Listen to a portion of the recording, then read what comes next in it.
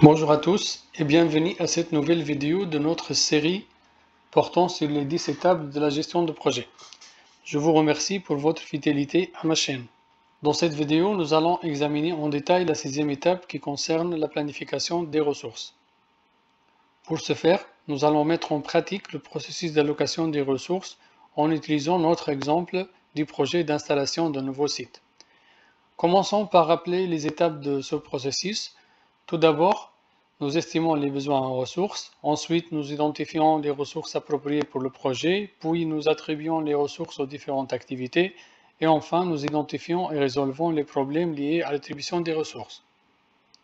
Analysons maintenant notre exemple. La première étape consiste à estimer les besoins en ressources. Ce tableau présente par activité la quantité des ressources estimées, les rôles nécessaires ainsi que les niveaux de compétences souhaitées.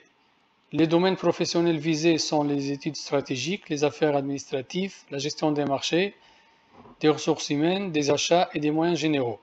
Pour les niveaux de compétences, ils varient entre intermédiaires et experts. Une fois les besoins estimés, la prochaine étape consiste à identifier les ressources répondant à ces critères. Deux aspects sont pris en compte, les compétences de chaque ressource et leur disponibilité.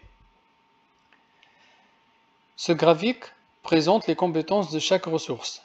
L'axe vertical représente les niveaux de compétences, tandis que l'axe horizontal indique les ressources identifiées. Par exemple, prenons le cas de Nathalie. Elle possède une expertise en gestion des ressources humaines et une compétence intermédiaire en gestion des achats et des moyens généraux. Le deuxième critère à évaluer pour chaque ressource est sa disponibilité tout au long du projet. Voici un exemple de calendrier des ressources pour le mois d'août. Ce tableau peut être reproduit pour les autres mois du projet, qui s'étendent du 1er août au 14 décembre. Il est important de noter les pourcentages de disponibilité des ressources à ce stade afin de calculer les charges de travail de chaque ressource et d'en déduire les coûts correspondants. Avec les besoins exprimés et les ressources identifiées, la prochaine étape consiste à allouer ces ressources aux différentes activités.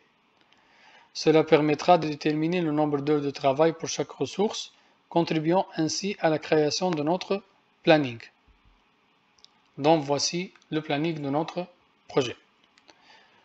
Toutefois, nous remarquons que Nathalie est surchargée en termes de travail.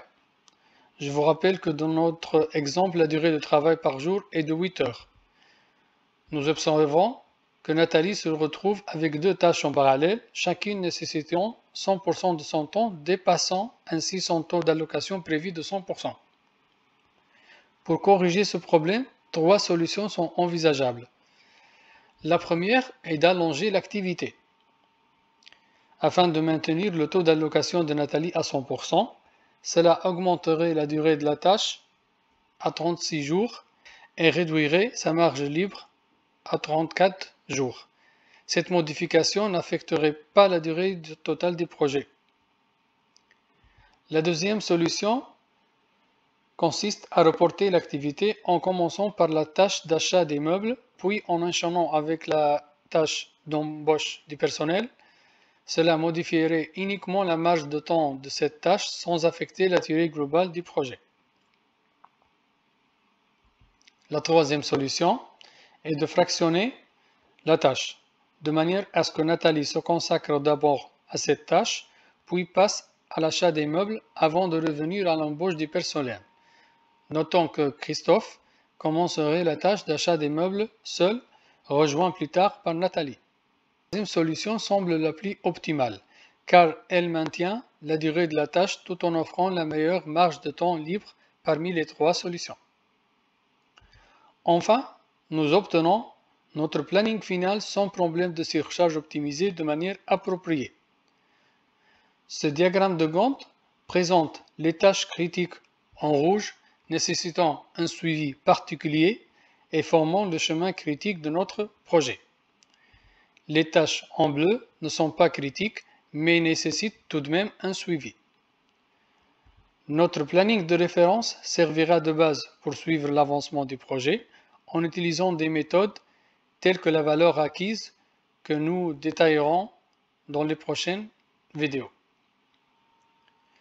Nous examinons également l'exemple d'une tâche non critique fractionnée ainsi que le jalon de fin de projet. Ceci conclut notre vidéo. Dans la prochaine vidéo, nous aborderons l'identification et la gestion des risques potentiels de notre projet. J'espère que cette vidéo vous a été utile. N'oubliez pas de liker et de vous abonner à ma chaîne. Merci à vous et à bientôt pour la prochaine vidéo.